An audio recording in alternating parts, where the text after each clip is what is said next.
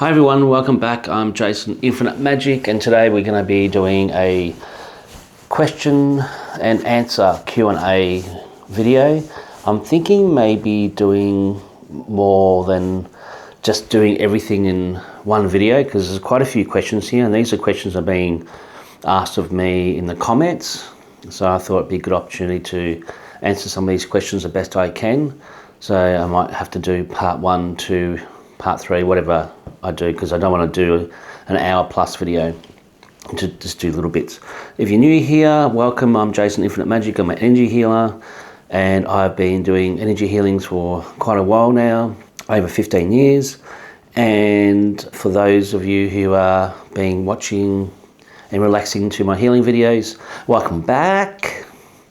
Good to be back with you guys again, and I'm hoping that the questions that you've given me, I can give you some sort of good answer to the questions you've asked. I'll just do the best I can, and I want this to be a bit of a chilled video, not too over the top. So we'll see how we go, and thank you for the comments. Thank you for subscribing to the channel. For those new people who are subscribed, thank you. And let's get started. Do I start first? Let's start with how I became a healer. So I didn't have the intention of wanting to be a healer. I was wanting to be, as a kid or teenager, to be an architect. But life has a way of navigating you to what you're meant to be doing, or you could call it the script that you're on. Wow. I'm going to spray as well. You guys want to spray? Life has a way of navigating you to what you're meant to be doing, or as I sometimes call it, is the script that we're on. We all have our own script. So I started with wanting to do artwork, did artwork, airbrushing, guide drawings, oil paintings, that for a lot of years. And I also was intuitive as a kid and was very curious as a child about intuition and all the spiritual stuff. And even when I was like probably 8 or 9, I used to sit out underneath the clouds and just ask the universe what it all means. So even as a small child, I was always wanting to know about the world I lived in. Didn't understand why on TV there was violence, and it's just not a good world to be in, and I want to know why. So I've always been curious about how the world works, why it works the way it works. I had a comment a while ago asked me about I've had any issues with the darker forces or darker energies, or I call them self-serving ones. Yes, since I was a child. So to answer that question right off the bat, I see myself as a light worker. As you know, many light workers out there, such as yourselves, who are watching this or drawn to watch this in your own way, is a light worker. And if you are a healing light worker, even a reader, tarot reader, anything to do with wanting to help humanity, you'll find that your life is a lot more different than those who are not on this pathway. As time went on, I just had teachers come up or come forward for me to connect with and learn from. I didn't even really have to try that hard. It's a very big story, and I'm trying to fit it in a small way. Just to say, I had the right teachers at the right time come up, and I slowly stepped into it and acknowledged and realized that I had energy or healing energies that I could share with everyone, and I became quite good at it. I had to do a lot of training. I did jump into do a bit of Reiki healing, and I did spiritual healing, and I did find a class that I spent 13 years with training my intuitions, the psychic stuff. I mean, everything that you need to gather all your tools in your toolbox to be able to do this particular work. It's a very honouring job work to share the healing energy with everyone. And I do feel like I did come in to help. Even as a small child, I had that feeling of a mission that I had to come and help those who needed help. It's not done me any good. I've got myself with helping others, myself in my own danger with that. So I'm a little bit mindful of who I do healings for now. I'm happy to do the collective healing on YouTube because it's broad, but I'm very mindful of who my clients are now because it's getting crazy and crazier out there. That's the basic pathway of me becoming a healer. If you are a bit more interested, I think we've got Phoenix Awaken podcast on YouTube and on Apple and Spotify, my journey becoming a healer, a bit more in depth, a little bit more in depth of that. But it is a massive story, life story, and my pathway as a healer and how I got to be a healer. It is a doozy. And the next question is how to become a healer. Well, if you're asking that question, you might find that you are a healer. You just need find the right group, the right healing modality. Start with, if you can find a psychic class, psychic development circle. We used to have a lot of those, and I used to run those when I was many years ago, but I stopped doing that. And I was a student for one of those classes, as I said, for 13 years, and had my own for 8 years. A lot of my watches are from US and UK, Canada, and look for people who, you might be able to find people online, but I find the niche may be not as big as doing it like in person. If you can find a group that you can do it in person, that is going to be amazing for you. A lot of stuff now is becoming more digital, more online.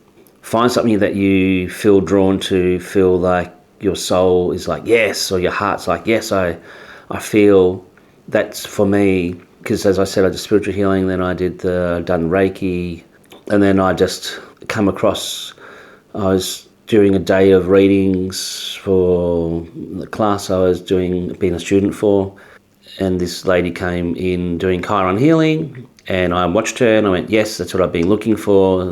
I just jumped right in and did 3.5, 4 years to become a practitioner. And I just instantly knew that's what I've been looking for, where all the other modalities I just didn't quite gel with, or didn't quite spark my fire, you could say. So look out for the healings. There's a lot of healing modalities out there. There's stacks, so you might need to experience a few of them before you know. Okay, so where I learnt to become a Chiron healer, because this is an Australian organisation, Chiron healing or IARCHI healing modality. Just, you can even type in Chiron healing online. Chiron is the centaur, it's the wounded healer. Chiron's in the astrology, in the stars. I know the Americans, you Americans out there, I think you pronounce it Chiron, but we pronounce it Chiron, so Chiron, and that's got like a little R after it because there's an American, I think it's an American car, that's a Chiron car, so there's a bit of a hoo-ha of that. So they've got a little R after it. So just type that in online. That's all a big story as well. But I jumped in. The practitioners would set up their own, find people to do a class. It's not like one of those big things where it's a massive organisation, and it's not like that per se. It started in humble roots. Anyway, this lady who was a practitioner was learning to become a teacher of Chiron, and she did this, just showing the modality on this particular day, and then she was able to get a class together. 10 of us were really interested, so that's how we got started. We did that in Listerfield, Victoria, Melbourne, Australia. I know that they're really big in Asia now, teachers from here, Australia, that would go to some parts of Asia. It might be Singapore, I'm not too sure, but we have a lot of Asian practitioners. America, there might be a couple, I'm not too sure. I'm not really connected closely to the Chiron group anymore. I've just offshoot on my own thing, do my own thing. I could have become a teacher, but I didn't want to spend years and years doing that again. I just felt like I really just want to be boots on ground and just keep on doing what I'm doing, seeing people doing this format now, and I'm really happy with that. So I hope that sort of helps answer that. Let's do, somebody in the comment asked me the difference between Reiki healing, pranic healing, Chiron healing. My understanding of Reiki healing and what I learnt was you tapping into the universal energy and you're sharing that universal energy. It's like we were taught as healers not to use your own energy, to tap into the universal energy. If you believe in God energy, you tap into that frequency. With the Chiron energy, we would tap into the Chiron energy, pool of energy, if we needed to facilitate the healing. I used, with some of the Reiki healing work that I was trained in, is we used symbols, and there was like quite a few symbols that you would use, and you would put that, draw that onto the pattern or onto the person to help them on the levels they needed helping with, and that was all intuitive as well. So symbols for blockages, moving energy, anything that you felt like the person needed, we use symbols. I don't use symbols anymore. I don't use Reiki symbols anymore. I did use, the only symbol I might use is like the circle with the cross in it, just to seal up portals and stuff like that. But I don't use Reiki symbols because my understanding is that there can be entities that can jump on the symbol and corrupt the symbol. But that's my personal thing, and no disrespect to any Reiki healers or masters out there.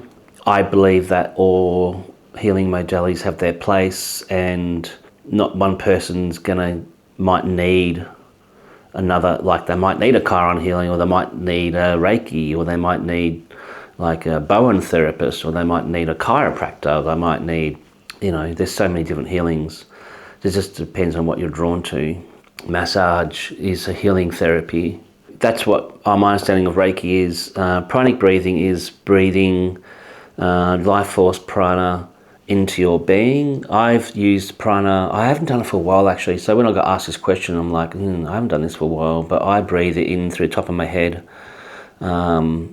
just through my nose. So I breathe in to go, as I'm breathing in, I'm pulling energy from the pranic, the energy, the universal energy, through my crown chakra, through doing the nose breath into my being. You can look this out online. I know there's courses you can do on this, so I'm not going to teach that, but there is courses that you can do to help with the pranic, taking the pranic energy into your system, into your body, into your energetics. And that will help with stress, relaxation, clearing energy blockages, filling you up with chi or life force energy, universal energy.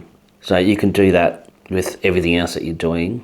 And then the Chiron healing, we use charts, and as you all asked, triangles and diamonds, and every compartment or triangle means something on the pattern. So if I see there's something happening on this side of the pattern of the person, if I want to, I can go into the chart to find out what that means. So let's see, upper right quadrant near the shoulder, the right side is number 27, and that is impatience. So I can work on that, and I'll instantly, because it's telling me impatience, so that person's working with being impatient. There's another one on the sort of halfway on the left hand side, it's number 30. That's a compartment called giving up. So if I go into that compartment, I can go into that compartment, I can open it up, and there are also lines in there, and I can fix that because that personal level is giving up, either giving up, had enough, or giving up on a project, but there's something going on in there that might need help with. And this is indicating for the whole pattern, top diamond, bottom diamond, side diamonds, feeling center. And I have so many books and different procedures to do. And then we have essences as well, which you guys have seen. We have the Chiron energy has, which you've seen before. Yeah, so we use essences as well. There's so many different essences now. I would hate to think how many more essences there are now. I only have like 15, 20 essences plus my clearing spray. So I use my clearing spray, which I made. So that's one of the reasons why I like the Chiron, because it's such a massive healing modality, and it's been designed to work alongside other modalities. I still love the Chiron energy. I still love the Chiron, what I do. I love it, but I've just put my spin on it. So you've got the Reiki healing, Chiron healing, pranic healing, and there's so many, as I said before, modalities. So do what feels right. Get a healing too. Get a healing. If you're interested in doing, say, for example, Reiki healing, go and get a Reiki healing. If you're interested in, if you can find a Chiron healer in person, go and get a Chiron healing. The modality that you're interested in, get a healing first and get a feel for it for you. You need to experience it, so then you have an idea of what you're sharing with, if you do it, what you're sharing and what the other person on the table is experiencing. I think I'm gonna leave it there. I'm gonna do part 2. I've already done 21 minutes. I hope some of this has helped out and clarify a little bit. And thank you for watching, and share this and with people that you think that might like it. Thank you for your comments. Thank you for the love, and I'll keep doing, because I've got a lot more questions. I'll do a part 2. I'll see you in part 2. Love and blessings, everyone. Bye.